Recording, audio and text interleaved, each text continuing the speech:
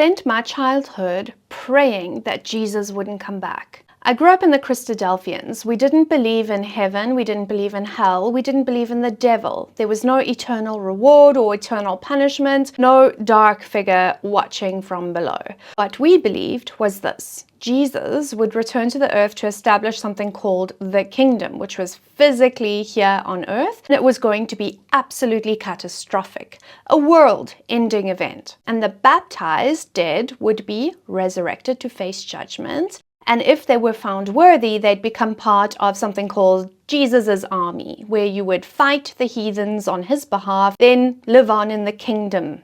Somehow, everyone else in this group around me was perfectly happy about this.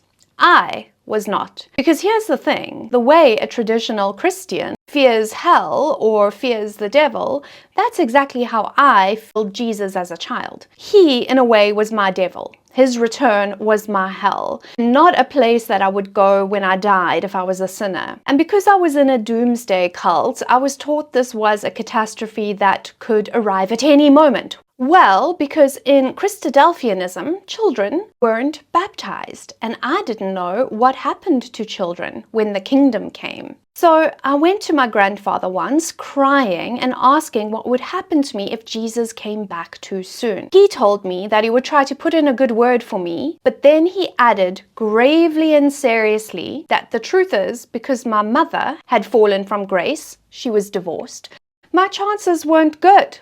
I was 10 years old, running daily calculations on whether I would actually survive the apocalypse or not, and whether the man coming to bring it would be perhaps persuaded to spare me. If you don't know me, I'm Zela Feraco. I'm a witch with a PhD in medical microbiology. I grew up in a cult, and the full story is on my YouTube channel. And the worst part? The adults couldn't even agree on what happened to children when the kingdom came. That's in the next video.